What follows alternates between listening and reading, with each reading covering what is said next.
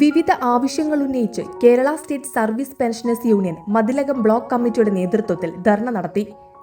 Private bus ജീവനക്കാർ വിദ്യാർത്ഥികളോട് മോശമായി പെരുമാറുകയോ സീറ്റിൽ നിന്ന് എഴുന്നേൽപ്പിക്കുകയോ ചെയ്താൽ ബസ്സുകളുടെ പെർമിറ്റ് ക്യാൻസൽ ചെയ്യുന്നതടക്കമുള്ള കർശന നടപടികളിലേക്ക് സർക്കാർ പോകുമെന്നും കുട്ടികളുടെ സംരക്ഷണവും ഉന്നമനവുമാണ് ഈ സർക്കാർ ലക്ഷ്യം വയ്ക്കുന്നതെന്നും വിദ്യാഭ്യാസ വകുപ്പ് മന്ത്രി വി ശിവൻകുട്ടി. പിണറായി വിജയന്റെ 9 വർഷക്കാലത്തെ ഈ വികസന പ്രവർത്തനങ്ങളുടെ നാഴികക്കല്ലാണ്, സ്മരണ നിലനിർത്തുന്നതിന് വേണ്ടിയുള്ള കല്ലാണ്, ഇതാണെന്ന് നമുക്ക് മനസ്സിലാക്കണം. ഏത് കാലഘട്ടത്തിൽ ഇങ്ങനെ നടന്നിട്ടുണ്ട്? ഏതാണ്ട് 25,000-ഓളം വരുന്ന അധ്യാപകരെയാണ് നിയമിച്ചിട്ടുള്ളത്. കുട്ടികളുടെ സംരക്ഷണം തന്നെയാണ് ഈ ഗവൺമെന്റിനെ സംബന്ധിച്ചത് ഏറ്റവും പ്രധാനപ്പെട്ട കാര്യം. 47 ലക്ഷം വിദ്യാർത്ഥികൾ പഠിക്കുന്നു. നമ്മളെല്ലാവരും ഇവിടെ ഇരിക്കുന്ന രക്ഷകർത്താക്കൾ ധാരാളം പേരുണ്ട്. നമ്മളെല്ലാം കഷ്ടപ്പെടുന്നത് ജീവിക്കുന്നതുമെല്ലാം നമ്മുടെ മക്കളുടെ ഉന്നമനത്തിന് വേണ്ടിയാണ്, മക്കളുടെ സംരക്ഷണത്തിന് വേണ്ടിയാണ്. അതുകൊണ്ടാണ് ഇടതുപക്ഷ ജനാധിപത്യ മുന്നണി ഗവൺമെൻറ് പറയുന്നത് ഓരോ ടീച്ചറും ഓരോ കുട്ടിയെ സ്വന്തം മകനെ പോലെ സ്വന്തം മകളെ പോലെ പരിപാലിക്കണം എന്നുള്ള നിലയിലുള്ള നിർദ്ദേശം കൊടുത്തിട്ടുള്ളത്. അതുകൊണ്ടാണ്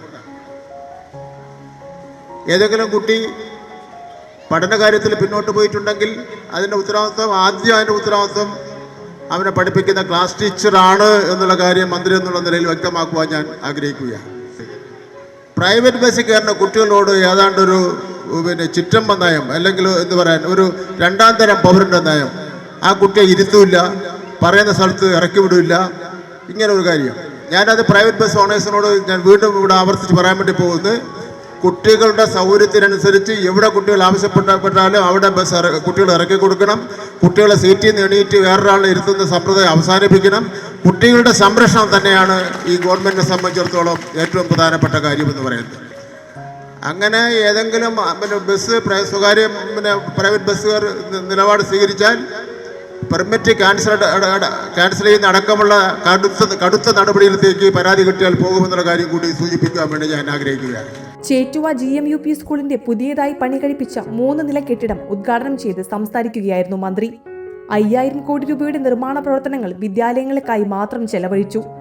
16 വർഷങ്ങൾക്ക് ശേഷം 1 മുതൽ 10 വരെയുള്ള പാഠപുസ്തകങ്ങളും കുട്ടികളുടെ ഉച്ചഭക്ഷണത്തിന്റെ മെനു പരിഷ്കരിക്കുകയും തുടങ്ങി ഒട്ടനവധി മാറ്റങ്ങൾ ഈ കാലയളവിലുണ്ടായെന്ന് മന്ത്രി കൂട്ടിച്ചേർത്തു. എനിക്ക് അക്ബർ MLA അധ്യക്ഷനായി. നവകേരളം കർമ്മ പദ്ധതി വിദ്യാകിരണം മിഷൻ 2020-21 പ്രകാരം പൊതുവിദ്യാഭ്യാസ വകുപ്പ് പ്ലാൻ ഫണ്ടിൽ നിന്ന് 2.5 കോടി രൂപ ചെലവഴിച്ചാണ് സ്കൂളിന്റെ കെട്ടിടത്തിന്റെ നിർമ്മാണം പൂർത്തിയാക്കിയിരിക്കുന്നത്. ചടങ്ങിൽ മുൻ MLA KV അബ്ദുൽ ഖാദർ മുഖ്യാതിഥിയായി. സ്കൂൾ വികസന സമിതി രക്ഷാധികാരി PB ഹുസൈൻ ഉപഹാര സമർപ്പണം നടത്തി. ജില്ലാ പഞ്ചായത്ത് ക്ഷേമകാര്യ standing committee chairperson PM Muhammad, Thalikulam block panchayat vice president Nimisha Ajeesh, Engandiyur ഗ്രാമപഞ്ചായത്ത് president Bindu Suresh, vice president BK Sudarshan, Vidyakiranam coordinator Ramesh Kesavan, executive engineer PJ Smitha, പ്രധാനാധ്യാപകൻ PB സജീവ്, ജനപ്രതിനിധികൾ, ഉദ്യോഗസ്ഥർ, വിവിധ രാഷ്ട്രീയ പാർട്ടി പ്രതിനിധികൾ, OSA പ്രതിനിധികൾ, അധ്യാപകർ, വിദ്യാർത്ഥികൾ, രക്ഷിതാക്കൾ തുടങ്ങിയവർ സന്നിഹിതരായി. ഓഫറുകളുടെ പെരുമഴ നമ്മുടെ സലാല മൊബൈൽസിന്റെ പുതിയ മെഗാ ഷോറൂമിൽ. എല്ലാ ബ്രാൻഡഡ് സ്മാർട്ട് ഫോണുകൾ ഓൺലൈൻ വിലയേക്കാൾ കുറഞ്ഞ വിലയിൽ, കൂടെ 0% EMI and cash back offer, loan ഫെസിലിറ്റിയും എക്സ്ചേഞ്ച് സൗകര്യവും. World class brands with latest models തിരഞ്ഞെടുക്കുവാൻ table top display, authorised technicians, live service centre, boat, Zebronics, target തുടങ്ങിയ പ്രമുഖ ആക്സസറീസുകളുടെ authorised dealer. Salala mobiles, Moonnupeedika, your smart phone partner. You're watching True Line News.